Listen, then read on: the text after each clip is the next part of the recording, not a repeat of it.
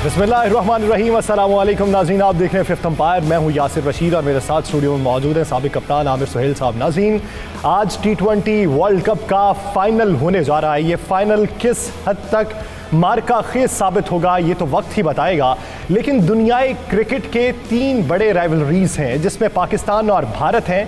इन दोनों का जब मैच हो तो मैच कम और जंग ज़्यादा लगती है। ऐसी ही सूरत हाल इंग्लैंड और ऑस्ट्रेलिया के मैच में देखने में आती है। तीसरी राइवलरी ने जन्म तब लिया था जब 1 फरवरी 1981 को ऑस्ट्रेलिया के कप्तान ग्रेग चैपल के कहने पर उनके बॉलर ट्रेवर चैपल ने ब्रायन मैकेंजी को अंडर आर्म बॉल करवाई थी। उसके बाद ये हरीफ बने। आप उर्फे आम में रिवायती हरीफ भी कह सकते हैं। अब ये रिवायती हरीफ एक मैच में मद्दे मुकाबिल है और अगर वो मैच T20 वर्ल्ड कप का फाइनल हो तो किस हद तक मज़ेदार हो सकता है और किस हद तक गर्मजोशी उसमें हो सकती है, इसका तो अंदाज़ा ही लगाया जा सकता है। आमिर भाई की तरफ बढ़ेंगे और बात यहीं से शुरू करेंगे। आमिर भाई, अगर अब तक की तारीख देखी जाए, न्यूजीलैंड जो है वो किसी भी नॉकआउट मैच के अंदर ऑस्ट्रेलिया को शिकस्त नहीं दे सका, लेकिन हमने ये भी देखा कि इस T20 वर्ल्ड कप में बहुत सी तारीखें बदली भी हैं, हिस्ट्री चेंज हुई है। आज का मैच किस हद तक पुरजोश देख रहे हैं और कैसा देख रहे हैं? देखिए, मैं उसके बारे में ये कहना चाहूँगा कि राइवलरी की आपने बात की, राइवलरी इनकी है और दोनों टीमें चाहती हैं कि वो डेस्परेटली चाहती हैं एक दूसरे से मैचेस जीतें। अभी तक ऑस्ट्रेलिया ने मौका नहीं दिया, लेकिन मैं ये समझता हूँ कि ये जो न्यूजीलैंड टीम है ये बड़ी हार्ड वर्किंग टीम है। ये आज बहुत ज़्यादा टफ टाइम देगी ऑस्ट्रेलिया को। और दूसरी चीज़ ये है कि एक जो कंजेक्चर है वो ये है कि ये दोनों टीमें अनएक्सपेक्टेड फाइनल्स में आई, इनका तो कोई सोच भी नहीं सकता था। उस चीज़ ने दोनों कप्तानों को जो है वो बड़ा वो पिंच किया है और उन्होंने रिएक्ट भी किया कि ये क्या बात हो रही है, हम परफॉर्म करके आए हैं, अच्छा खेल के आए हैं। सो आई थिंक ये भी चीज़ जो है इनको प्रोवोक करेगी या इनको जो है इंस्टिगेट करेगी कि ग्राउंड के अंदर आएँ और ज़्यादा प्रूव करें लोगों को अच्छा खेल के कि नहीं, हम डिज़र्व करते थे फाइनल में आना। तो आप ये देखें कि अगर आज कोई भी टीम मैच जीत जाती है वो T20 वर्ल्ड कप पहली बार जीतेगी, तो ऐसी सूरत हाल में टीम अंडर प्रेशर होती है, नर्वस होती है या ओवर एक्साइटेड होती है? देखिए, शुरू में तो आप नर्वस होते हो जैसे मैच स्टार्ट होता है, इसमें तो कोई शक नहीं है, लेकिन आहिस्ता आहिस्ता जैसे बॉलर 1-2 गेंद कर लेता है, बैट्समैन के बल्ले के ऊपर एक आधी गेंद लग जाती है, उसके बाद ड्रेसिंग रूम का माहौल भी जो है थोड़ा सा रिलैक्स होना शुरू हो जाता है। उसके बाद ग्राउंड पे जो फील्डर हैं, जो टेंशन है वो जो है वो सबसाइड करनी शुरू कर देती है। तो टेंशन तो होती है और इतना बड़ा मैच हो और T20 वर्ल्ड कप में जैसा आपने मेंशन किया कि पहली दफ़ा दोनों टीमों के, ऑस्ट्रेलिया तो पहले भी फाइनल में आया हुआ है, हार गया था, जीतने के दोबारा चांसेस हैं ऑस्ट्रेलिया के लिए और न्यूजीलैंड के लिए फॉर द फर्स्ट टाइम। जिस तरह आपने पहले कहा कि कभी भी उन्होंने ऑस्ट्रेलिया को नॉकआउट मरहले के ऊपर हराया नहीं हुआ, तो आई थिंक न्यूजीलैंड के लिए काफ़ी ज़्यादा है टू प्रूव और अच्छा परफॉर्म करके दुनिया को बताने का कि हम भी अब जो है क्रिकेटिंग फोर्स बनते जा रहे हैं। और देखिए, पिछले काफ़ी अरसे से न्यूजीलैंड की जो क्रिकेट है वो ऊपर की तरफ जा रही है। पहले आप न्यूजीलैंड की बात करते थे, उनके पास ना स्पिनर कोई तगड़े हुआ करते थे, सिवाय एक उनके विटोरी थे, फास्ट बॉलर रिचर्ड हेडली। उसके बाद उनके पास बिट्स एंड पीसेस आए हैं, ऑलराउंडर काफ़ी रिलाई करते थे, उनके पास आए हैं, बॉन्ड आए, डैनी मॉरिसन बीच में आए, लेकिन एक टाइम के ऊपर इतने ज़्यादा अच्छे फास्ट बॉलर या स्पिनर या बैट्समैन उनके पास नहीं हुए। वो बेसिकली बॉलिंग में भी एक बंदे पर रिलाई करते थे और बैटिंग में भी एक बंदे पर रिलाई करते थे। अब इनकी team all round good team बनी हुई है और आपने देखा वर्ल्ड कप फाइनल पे भी आए 2019 में, ICC टेस्ट चैम्पियनशिप भी इन्होंने जीती। तो इनकी क्रिकेट जो है वो आगे की तरफ बढ़ रही है और मैं ये समझता हूँ कि आज इनके पास भरपूर मौका है कि ये लिफ्ट करें ट्रॉफी और ये डिजर्व करते हैं। मौका तो दोनों तरफ है, डिजर्व तो दोनों करते हैं। देखना ये कि आज का मैच किस हद तक मज़े का होता है। नाज़रीन, इसी बीच हमें ज्वाइन कर चुके हैं स्पोर्ट्स जर्नलिस्ट अब्दुल गफ़ार साहब। अब्दुल गफ़ार साहब, बहुत मशकूर हूँ 92 न्यूज़ को इस हवाले से अपना वक्त देने के लिए। आज कहा जा सकता है कि दुनियाई क्रिकेट का तीसरा बड़ा हरीफ जो है वो मैदान में है, यानी न्यूजीलैंड और ऑस्ट्रेलिया। तो आज के मैच में अगर दोनों तरफ टीम कैपेसिटी आप देखें, एबिलिटी देखें, तो कौन सी टीम आज आपको भारी दिखाई देती है? बहुत शुक्रिया यासिर, और सबसे पहले आमिर भाई को अस्सलाम वालेकुम। और जैसे आमिर भाई भी कह रहे थे कि इन दोनों टीमों के बारे में ज़्यादा सोचा नहीं था और ये हकीकत है, क्योंकि जब टूर्नामेंट की रेटिंग बन रही थी टूर्नामेंट से पहले तो पाकिस्तान, इसी तरह इंग्लैंड की बहुत बात हो रही थी, इवन वेस्ट इंडीज़ को लोग बड़ा रेट कर रहे थे। Now this is the test के जो हमने देखा कि अब ज़रूरी नहीं होता कि हमेशा फेवरेट टीमें ही आईसीसी इवेंट्स के अंदर आगे जाएं, और स्पेशली न्यूजीलैंड ने और फिर ऑस्ट्रेलिया ने, हालांकि वो इंग्लैंड के खिलाफ जो मैच मुझे लगता है कि वो उनकी आंखें खोल देने के लिए काफ़ी था। बहुत बुरी हार थी वो, बड़े कम्प्रीहेंसिव तरीके से इंग्लैंड ने इनको आउटक्लास किया था, लेकिन उस हार से सबक सीखा, मार्श को ऊपर लेकर आया, स्टीव स्मिथ को नीचे किया, अपनी बॉलिंग ऑप्शन को थोड़ा सा स्ट्रीमलाइन किया, और ऐसी ही चीज़ आपको सिखा देती है। लेकिन दोनों टीमें बहुत अच्छी हैं, लेकिन एक पॉइंट मैं जरूर कहूंगा जो शायद पाकिस्तान ने भी थोड़ा सा मिस किया मुझे लगता है। 180 प्लस तो आपको करना ही पड़ेगा, चाहे तो आप उसको एक इस टूर्नामेंट का पैटर्न के तौर पे देख लीजिए कि रन चेज हो रहे हैं। दूसरा, चाहे ड्यू फैक्टर कम है या ज्यादा, लेकिन वो फैक्टर जरूर रहता है। और हमने देखा कि सरफराज अहमद की वो मुझे एक थीम याद है कि जब वो भी बहुत कामयाब T20 कप्तान थे, वो चेजिंग को प्रिफर किया करते, तो हमने देखा कि फिर ये एक मंत्रा ही बन गया कप्तानों का लीग के अंदर, इंटरनेशनल क्रिकेट में, कि आपको हदफ का जब पता होता है तो बैटिंग साइड अपने आप को प्लान आउट करती है। और जहां तक मैं वो अपनी बात कंप्लीट करना चाहता यासिर भाई, वो ये थी कि पाकिस्तान ने शादाब खान को देखते हुए भी पता नहीं किस वजह से इमाद का चौथा ओवर नहीं कराया, हफीज ने सिर्फ एक ओवर किया, शेब मलिक चले नहीं। न्यूजीलैंड के पास मिडिल ओवर के अंदर जो ईश सूदी और मिचेल सार्टनर मौजूद हैं, मेरी अपनी जाती राय में ये ऑस्ट्रेलिया को तंग कर सकते हैं, क्योंकि ऑस्ट्रेलियन प्लेयर्स आदि हैं मीडियम पेसर्स को, फास्ट बॉलर्स को हिट आउट करने के लिए। दुबई का ग्राउंड भी एक बड़ा ग्राउंड है। शादाब की जो 4 में से 3 आउट थे, वो क्लियरली वो 3 आउट थे जो उनको बाउंड्री पे कैचेस मिले, उनको हिट आउट करते हुए ऑस्ट्रेलियन टाइम नहीं कर पाए। पाकिस्तान ने थोड़ी गलती की, वहां स्पिनर्स को इतना यूटिलाइज नहीं किया, लेकिन आप देखिएगा कि केन विलियमसन इन दोनों बॉलर्स को बीच में बहुत स्मार्टली इस्तेमाल करना चाहेंगे। सही। आमिर भाई, अगर दोनों टीम्स के प्रीवियस मैचेस हम देखें, 6 मैचेस अगर हम देखें, तो उसमें एबिलिटी जो दिखाई देती है वो ऑस्ट्रेलिया की दिखाई देती है 190 to 200। अगर हम न्यूजीलैंड की बात करें तो 170 हार्डली। तो आप क्या समझते हैं, एक तरफ न्यूजीलैंड की बॉलिंग स्ट्रेंथ बहुत मजबूत है, तो आज का मैच कितना तगड़ा देखते हैं आप? देखिए, काफ़ी तगड़ा, आपने अच्छी चीज़ें हाईलाइट की कि वाकई ऑस्ट्रेलिया की जो बैटिंग लाइनअप है उसमें सख्त है। उनके पास एक्सप्लोसिव प्लेयर्स हैं जो अपनी टीम के लिए ऐसा कर सकते हैं कि 200 के बियॉन्ड ले जाएं उनको। न्यूजीलैंड के pass on the other side 2 batsman हैं जो डेंजरस है, एक नीशम है और गप्टिल है।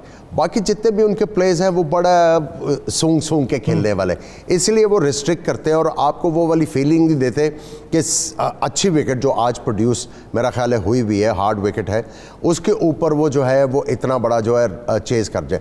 उसके लिए ज़रूरी है, अगर उन्होंने 170 से आगे बढ़ना है, गप्टिल को बड़ी इनिंग्स खेलनी पड़ेगी, उनके साथ किसी और को बड़ी इनिंग्स खेलनी पड़ेगी, और जो मोमेंटम है उसको कैरी ऑन करना पड़ेगा। ये नहीं कि आप जो है कि कुछ ओवर्स रुक गए फिर अगले ओवर्स पे अटैक किया, आपको वो मोमेंटम जो कैरी आउट करना पड़ेगा, तब आप जाके वहाँ पे बढ़ोगे। और मैं ये समझता हूँ कि जो उनके विलियम्स हैं, जो जिन्होंने लास्ट मैच में स्कोर किया, विलियम्स के क्या ओपनर का नाम, मिचेल, उनका जो ग्रिप है, जो जिस तरह बल्ला पकड़ते हैं अपने बॉटम हैंड के साथ, वो उनको रिस्ट्रिक्ट करता है मिड ऑफ से लेके मिड। आपने पहले भी पॉइंट आउट किया हुआ है, फाइन लेग तक इस एरिया में खेलते हैं। इस तरफ उनको जो है या तो फुल टॉस होगी या पैरों में गेंद पड़ेगा। अब तो बहुत सारे लोग मेथोडिकल कहना शुरू हो गए।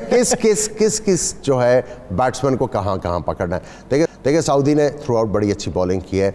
लास्ट मैच में जब लेफ्ट हैंडेड बैट्समैन खेल रहे थे तो विलियमसन ने सेंटनर को यूज़ नहीं किया, सही, उन्होंने उसको होल्ड कर लिया, बाकी बॉलर से बॉल करा के उन्होंने काम चला लिया। आज सिर्फ वार्नर हैं लेफ्ट हैंडेड बैट्समैन, या मैथ्यू वेड जो नीचे बैटिंग करते हैं। वार्नर के इंजर्ड होने की खबरें हैं, अगर वार्नर आउट हो जाते हैं तो क्या समझते हैं इससे कितना कॉन्फिडेंस शेक होगा ऑस्ट्रेलिया का, और एडवांटेज क्या मिलेगा न्यूजीलैंड को? दूसरा ये मद्देनजर रखते हुए कि कॉनवॉय भी अगर नहीं होते तो देखिए उनके पास जो उनके स्टाइफर्ट हैं जो विकेट कीपर बैट्समैन, वो भी कोई बुरे बैट्समैन नहीं है, सही, वो पूरा जॉब करेंगे। उनको पहला मैच पाकिस्तान के खिलाफ खिलाया था, वो इतना अच्छा नहीं कर सके, लेकिन अब उनको अपॉर्चुनिटी मिली, ऑब्वियसली वो कहेंगे कि मैं अच्छा करूँ। वार्नर के ना खेलने से बड़ा एडवांटेज आएगा न्यूजीलैंड को, क्योंकि अब पहले तो वो फॉर्म में नहीं थे, अब वो रिसेंटली स्पेशली सेमीफाइनल में स्कोर करके जिताने में किरदार तो उनका कॉन्फिडेंस स्काई रॉकेटिंग होगा। और उनका ना खेलना, और रिपोर्ट्स तो ये हैं कि शायद वो मैच खेलें, ना खेलना जाए न्यूजीलैंड के लिए जो है वो एक बड़ी अच्छी खबर है। सही। न्यूजीलैंड को कितना फ़ायदा हो सकता है, ऑस्ट्रेलिया का कॉन्फिडेंस कितना शेक हो सकता है, और अगर वार्नर फाइनल 11 में शामिल होते हैं तो फिर कितना बढ़ावा मिल सकता है उनको आज के मैच जीतने के लिए? इस पर अब्दुल गफ्फार साहब की राय लेंगे, लेकिन उससे पहले हमें ब्रेक। नाज़रीन कहीं नहीं जाइएगा, Stay with us.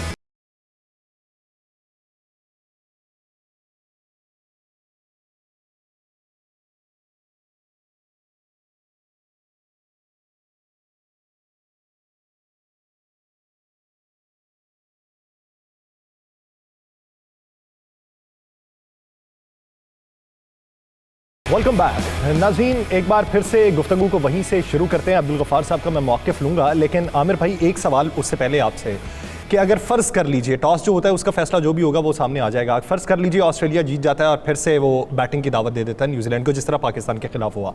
ऑस्ट्रेलिया ने एंड में जाके चेज़ करने में उसे मुश्किल का सामना था, तो क्या आज वही हिकमत अमली काम आएगी ऑस्ट्रेलिया की? देखिए, आज वो टेम्प्ट होंगे कि पहले बैटिंग करें, क्योंकि न्यूजीलैंड की वो वाली बैटिंग नहीं है जो उनको चैलेंज कर सकती है। अगर ये बड़ा टोटल लगा देते हैं बोर्ड के ऊपर, तो उसके बाद फिर जो न्यूजीलैंड के बैटर्स हैं वो मुश्किल में आएंगे। और मैं समझता हूँ कि अगर न्यूजीलैंड डिफेंड करेगा तो उसको जो है वो बेहतर कर सकते हैं, क्योंकि उनकी बॉलिंग इस तरह की है। ऑस्ट्रेलिया अपनी थिंकिंग को फॉलो करेगा कि पहले बड़ा स्कोर सेट करो और फिर उसे वो टेम्प्ट होंगे। लेकिन जो इस वक्त ट्रेंड चल रहा है इस वर्ल्ड कप में, जो चेजिंग टीम्स है उनकी परसेंटेज बहुत ज़्यादा हाई है अब जीतने की, तो आई थिंक वो ये भी चीज़ें सोचेंगे। और ऑस वाला फैक्टर भी तो है, सही, उसको भी इग्नोर नहीं कर सकते। अब्दुल गफ़ार साहब क्या समझते हैं, जिस तरह बात चल रही है कि यहाँ पे यूएई की पिचेस के ऊपर आप टॉस जीतने के बाद पहले बैटिंग नहीं करते, पहले फील्डिंग का फैसला करते हैं, तो चेजिंग मार्जिन जो है वो तो सबका ज़्यादा देखने में आता है। तो जब ड्यू फैक्टर भी मौजूद था तो फिर चेज में ज़्यादा टीमें जीती क्यों? उसकी वजह क्या नज़र आती है? देखिए, जैसे आप लोगों ने खुद कहा कि टूर्नामेंट के अंदर पैटर्न भी यही है, और फिर इन पिचेस पे ड्यू फैक्टर गो के जिन लोगों ने मैच कवरेज की, मैंने उनसे पूछा अपने रिपोर्टर से भी कि इतना ज़्यादा ड्यू नहीं था। आमिर भाई, खुशी मुझे ये कि हमने जो बातें डिस्कस की सवाल उसी के मुताबिक थे। सेम टीम ऑस्ट्रेलिया के लिए है, जीए के वार्नर वापस हैं और वो टीम मजबूत भी दिखाई देती है। नॉकआउट मैचेस के हवाले से वो ये राय रखते हैं कि मुख्तलिफ कंडीशंस हैं, कुछ भी हो सकता है।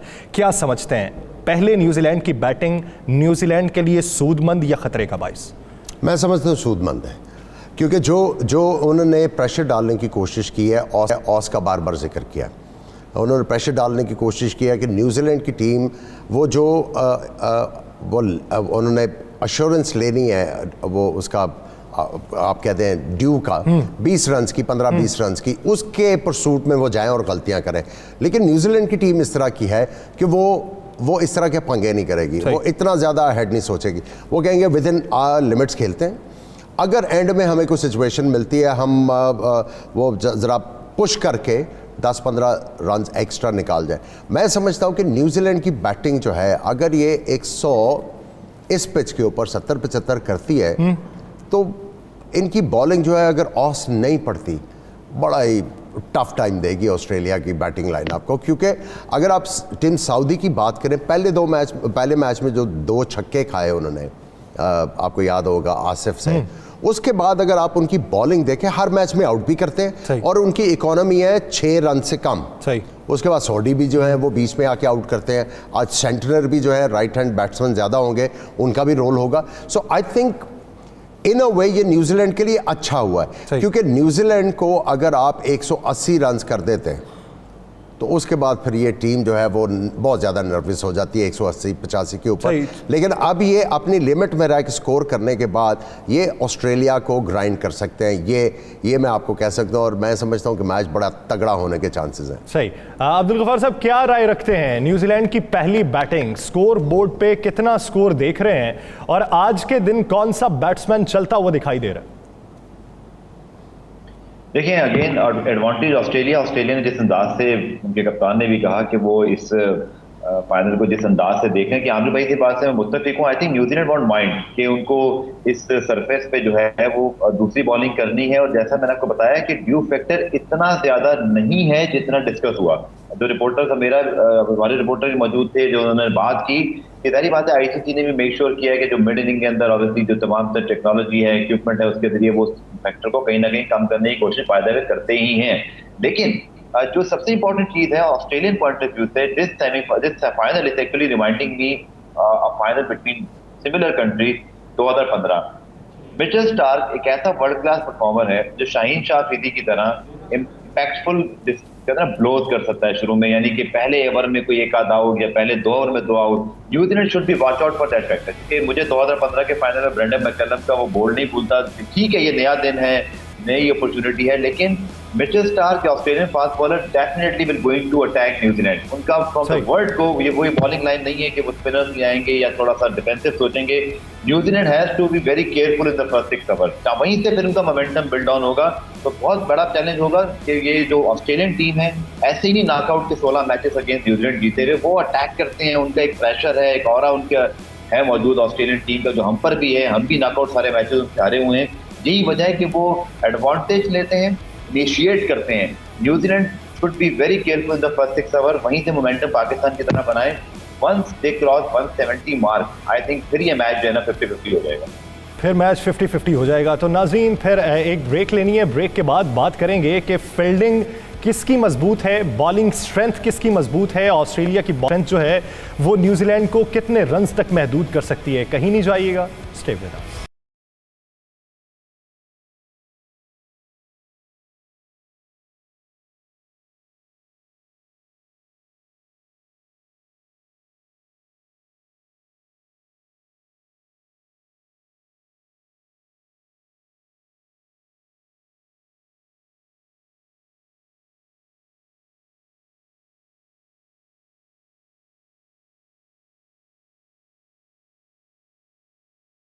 नाज़रीन, ब्रेक के बाद एक बार फिर से खुशामदीद। जिस तरह गुफ्तगू हो रही थी बॉलिंग स्ट्रेंथ की और फील्डिंग के हवाले से, तो बात को यहीं से आगे बढ़ाते हैं। आमिर भाई, अगर हम फील्डिंग दोनों की देखें तो दोनों फील्डिंग में जान मारते हैं, लेकिन गुज़श्ता 6 मैचेस में अगर हम देखें तो कई मैचेस के अंदर कैचेस ड्रॉप हुए हैं दोनों तरफ से।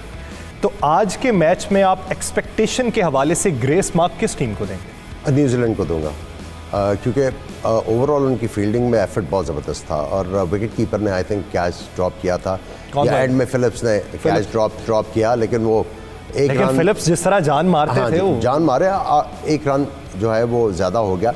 अदरवाइज अगर एज होगा तो ऑस्ट्रेलिया का होगा। और मैं आपको एक चीज़ बता रहा हूँ, फील्डिंग में एज ऑस्ट्रेलिया का होगा, न्यूजीलैंड का होगा। लेकिन मैं इतना बताऊं कि ये ऑस्ट्रेलिया की जो बॉलिंग लाइनअप है, अगर आपने इनको पाकिस्तान के खिलाफ बॉलिंग करते देखा है, ये फ्लैट विकेट के ऊपर टोटल गड़बड़ा गए थे। अगर आप स्टार्क की भी बात करें, पहले 2 ओवर उन्होंने अच्छे किए, लेकिन बाद में इनको काफ़ी छक्के भी पड़े। और आपने देखा कि हेज़लवुड जो था वो बिल्कुल नर्वस नज़र आ रहा था, आगे गेंद करने की कोशिश में वो फुल टॉसेस भी दे रहा था, मार भी खा रहा था। कमिंस ने कदरे बेहतर बॉलिंग की। आई थिंक ऑस्ट्रेलिया ने टॉस तो जीत लिया, फाइन, लेकिन इनको डिसिप्लिन लेके आना पड़ेगा अपनी बॉलिंग में। अदरवाइज़ देखें, वो न्यूजीलैंड के बैट्समैन ठीक है, इतने बड़े नाम नहीं है, लेकिन उनमें एबिलिटी है कि वो कैश इन कर सकते हैं। और मैं समझता हूँ जो पाकिस्तान ने गलती की थी, मैक्सवेल और दूसरे बॉलर्स को उन्होंने लूटा नहीं, तो वो कोशिश करेंगे इनके खिलाफ ज़्यादा से ज़्यादा रन्स बनाएं। और आई थिंक वो जैम्पा को इतनी ज़्यादा वो जो है इस मैच में, मैं नहीं समझता कि वो इतनी ज़्यादा इम्पोर्टेंस देने की कोशिश करेंगे या उनको कॉशियस खेलेंगे। वो कोशिश करेंगे इसको विकेट ना दें, लेकिन एटलीस्ट हम लोग जैम्पा के ख़िलाफ़ अगर 40 नहीं करते तो 30 रन तो ज़रूर करें।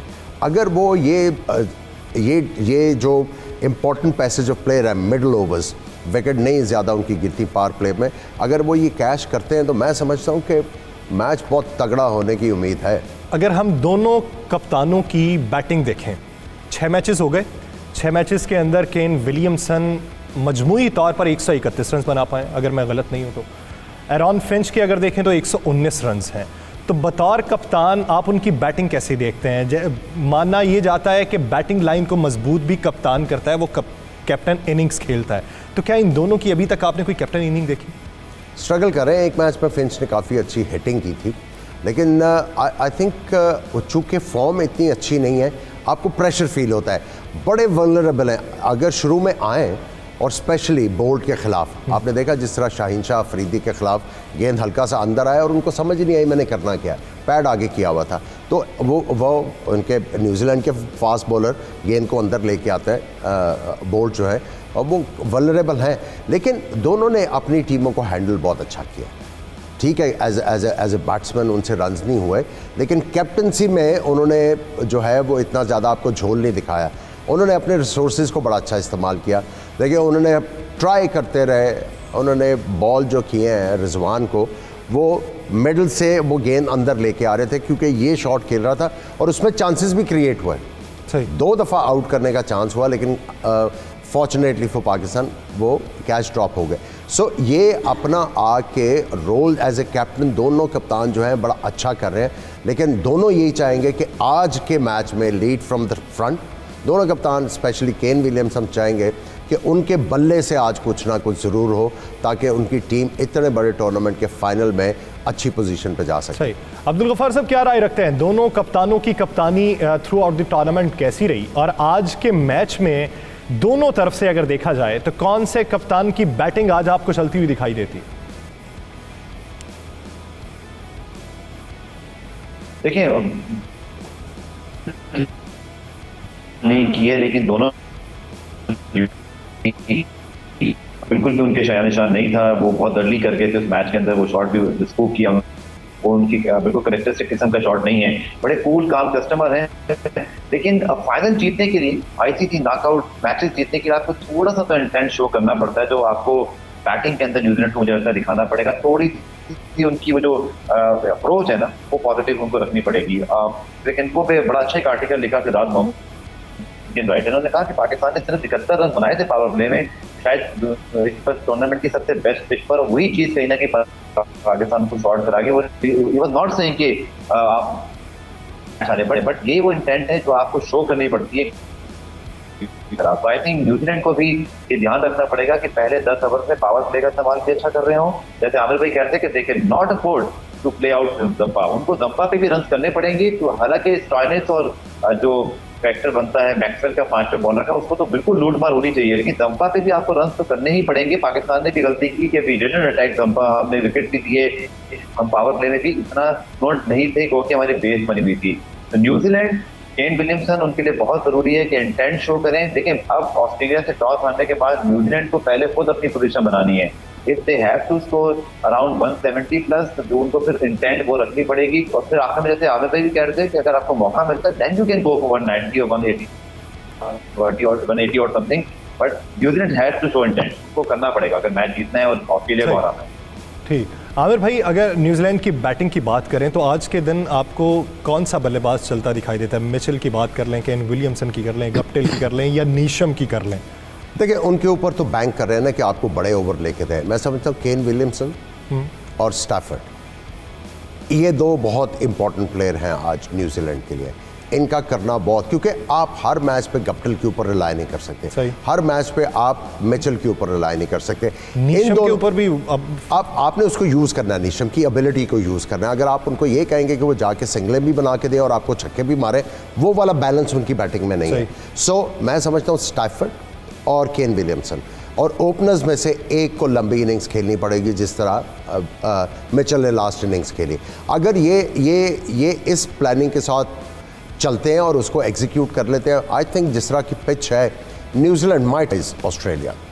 तो अगर ऑस्ट्रेलिया की हम बैटिंग लाइन की बात कर रहे हैं तो उनमें से कुछ प्लेयर हैं जो एक्स फैक्टर वाले हैं, लेकिन आप बैटिंग लाइन देखें चलती कहाँ तक है, तो उसमें हदफ किसको बनाना चाहिए कि ये अगर इसकी विकेट मिल गई तो हमें काम मिल सकता है? देखिए बात यह है कि न्यूजीलैंड इस मैच में तैयारी करके आया होगा, इसमें कोई शक नहीं है। देखिए फोर्स चेंज तो करनी पड़ी उनको स्टैफर्ड की विकेट कीपर, क्योंकि कॉनवे जो है वो अब उन्होंने अपने आप को इंजर कर लिया। वो बल्ला जब आउट होने के बाद हाथ पे मारा, तो ये काफ़ी लोगों को सीखना पड़ेगा, आउट होके इस तरह नहीं करते, अगला मैच मिस हो जाता है। सो दोनों टीमें देखें, अगर आप इस तरफ जाएं तो आपको एक्स फैक्टर वाले प्लेयर्स हैं, इधर बड़े क्वाइटली कॉन्फिडेंट प्लेयर आपको नज़र आते हैं। और कई दफ़ा ये होता है जो फ्लेयर और जो एक्स फैक्टर वाले प्लेयर हैं, अगर वो प्रेशर फील करें और अगर आप उनके खिलाफ अच्छी प्लानिंग लेके आएँ, तो ये न्यूजीलैंड की जो बॉलिंग लाइनअप है ये बहुत इंटेलिजेंट बॉलिंग लाइनअप है। आप दोनों कंपैरिजन सकते हैं। अगर आप कंपैरिजन देखें तो क्या समझते हैं आज मेथोडिकल वर्सेस मेथोडिकल है या कुछ और? देखिए ऑस्ट्रेलिया मेथड भी है, फ्लेयर भी है। सही। आप देखें न्यूजीलैंड को आपने ज़्यादा जो है वो समझना है कि वो कॉन्फिडेंट टीम होगी, क्योंकि उन्होंने जो फेवरेट टीम थी इस वर्ल्ड कप की, इंग्लैंड, उनको हराया है और बड़ा तगड़ा मैच उन्होंने हराया है। ये नहीं है कि उन्होंने वो क्या कहते हैं वो इंग्लैंड वॉक ओवर हो गया, उनको मेहनत करके मैच जीतना पड़ा। तो आई थिंक ये जो इंग्लैंड को इन्होंने हराया, इनको ज़्यादा कॉन्फिडेंस होगा कि हाँ, अगर हम लोग उनके ज़बरदस्त बल्लेबाजों को पकड़ सकते हैं तो ये उनसे ज़्यादा तगड़े बल्लेबाज नहीं और फॉर्म में भी नहीं है, तो हम इनको इंग्लैंड पकड़ के लेंगे। बाद जो फेवरेट टीम थी ऑस्ट्रेलिया ने उसको भी तो हराया। नहीं, वो ठीक है, ऑस्ट्रेलिया ने उनको हराया, लेकिन उनकी आप देखिए उनकी बैटिंग जो बॉलिंग थी ऑस्ट्रेलिया की, वो गड़बड़ाई हुई थी उस मैच में। बॉलिंग वाइज उनको कॉन्फिडेंस नहीं मिला। अगर आप न्यूजीलैंड का मैच देखें तो उनको बॉलिंग में भी कॉन्फिडेंस मिला, इंग्लैंड को रिस्ट्रिक्ट करके और उनको चेज डाउन करके स्कोर जो है उनको कॉन्फिडेंस मिला हुआ है। सो आई थिंक कि जो ज़्यादा कॉन्फिडेंट टीम इस फाइनल में है वो मेथड वाली टीम है न्यूजीलैंड की, और मैं पर्सनली यही चाहता हूं कि न्यूजीलैंड की टीम अच्छा करे। एक आखिरी सवाल अब्दुल गफ्फार साहब, वक्त खत्म हो रहा है प्रोग्राम का, क्या समझते हैं आज के दिन अगर ऑस्ट्रेलियावी बल्लेबाज अगर देखें तो कौन चलेगा, मैथ्यू, स्टॉइनस या वार्नर? देखिए वार्नर तो बहुत की है क्योंकि वो अटैक करते हैं। पाकिस्तान के खिलाफ मैच में भी उनके जो 160 का स्ट्राइक रेट था, ही एक्चुअली सेट द टोन। उन्होंने पाकिस्तान को शुरू से अंडर प्रेशर रखा, उनकी विकेट बहुत इंपॉर्टेंट है। और दूसरा ऑब्वियसली मैक्सवेल एक ऐसे प्लेयर हैं जो इस टूर्नामेंट में इतने ज़्यादा हमें रन करते दिखाई नहीं दिए, लेकिन वो हमेशा जो नॉन एशियन टीम्स हैं उनके खिलाफ बहुत अच्छी बैटिंग करते हैं, जो कि गेम उनके बैट पे आता है, अटैक करते हैं, वो स्पिनर्स को भी अच्छा कहते हैं। तो मैक्सवेल और Warner I think these two will be the most impact player. मैं समझता हूं फिंच उनके कप्तान को आज रूल आउट नहीं करना चाहिए। सही, वो इस तरह का प्लेयर है कि उसने आना है, वो कई दफ़ा इस तरह की बैटिंग करता है, वो आता है, वो कहता है देखी जाएगी, वो मारनी शुरू कर देता है और उसकी लगती चली जाती है। सही, तो नाज़रीन गेम को एंजॉय कीजिए, उम्मीद करते हैं कि आज जो भी खेल पेश करेगा अच्छा खेल पेश करेगा। बहुत शुक्रिया अब्दुल गफ्फार साहब इस हवाले से अपना वक्त देने के लिए। नाज़रीन आपके मैच के बाद इसी प्लेटफॉर्म पे अभी के लिए मुझे और आमिर भाई को दीजिए इजाज़त। अल्लाह ने के बाद।